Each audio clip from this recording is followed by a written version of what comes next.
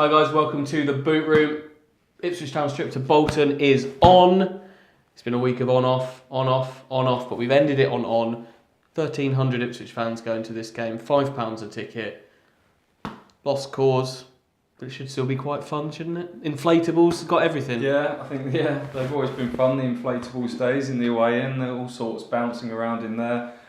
Ipswich Town are going down, but hopefully they can have a little bit of a party doing it.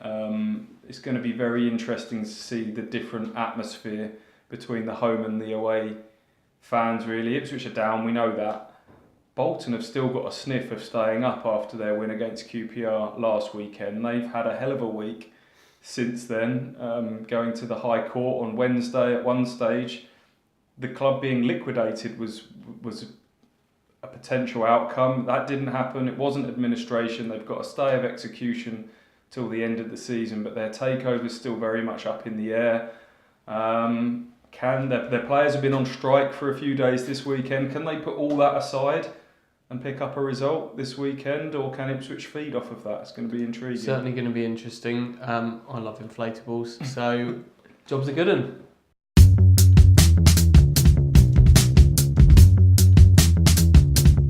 All right, team news time. Do the business.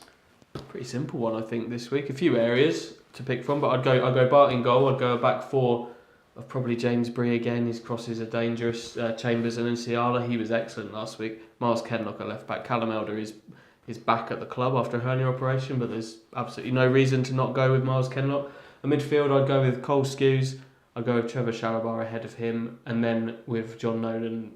He's not going to play with an Achilles problem. I'll put Andre Dizelle in, which is the change that was made early in that game, and then a front three of Gwion Edwards, Caden Jackson in the middle, and Alan Judge on the left.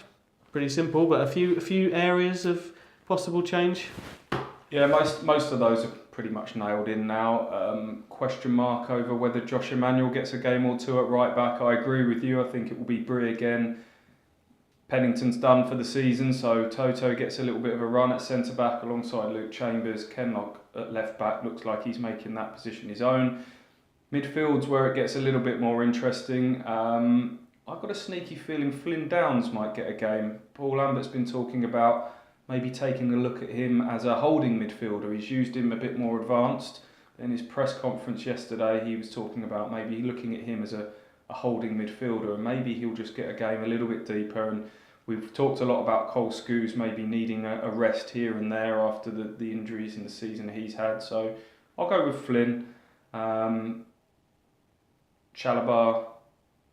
and Dizelle ahead of them.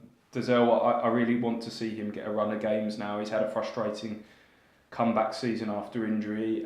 We all know that there's fantastic talent there in Andre, and I think he just needs a run of games now to really get himself going. Edwards on the right, Judge on the left, we should say. Striker, I didn't see last weekend's game, so it's hard for me to comment, but I wonder whether he might swap out Jackson for Quainer and just try and be fair to the Huddersfield loanee and just maybe alternate that as the games come. That would be my shout.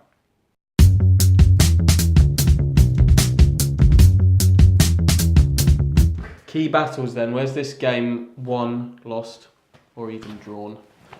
I'm intrigued to see the midfield battle. Callum Connolly is in the heart of the Bolton midfield, who we know very well from his loan spell here last season.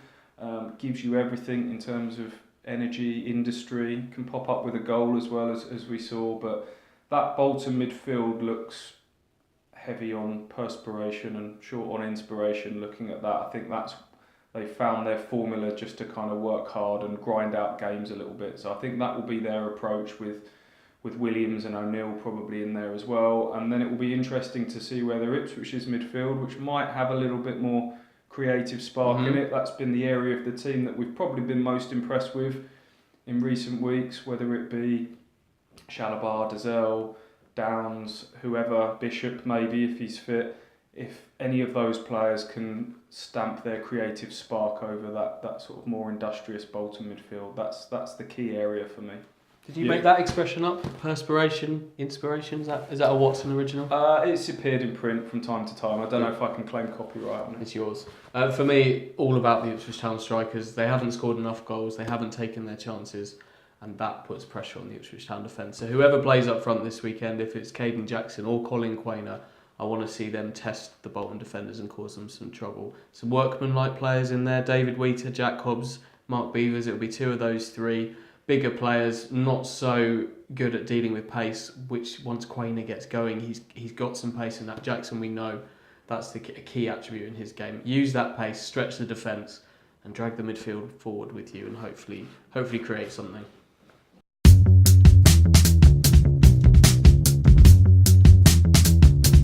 Prediction time. 1-1. Is that it? Yeah, I think this could be quite an emotionally draining afternoon for everybody in so many ways. Let's be honest, Bolton need the result more than Ipswich do now in terms of the pure and simple 3 points. Ipswich need to show a little bit of something to their fans. They can still do that in a draw. I'm not sure if they can score twice. I'm not sure they can keep a clean sheet. 1-1. You?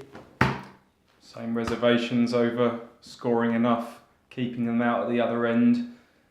I hate to say it, but off the back of what sounds like a flat performance last weekend, I just worry that Bolton might be able to use the energy of everything that's happened this week and the fact that they've still got a bit of hope in their season. 2-1 to Bolton, sorry. Uh-oh.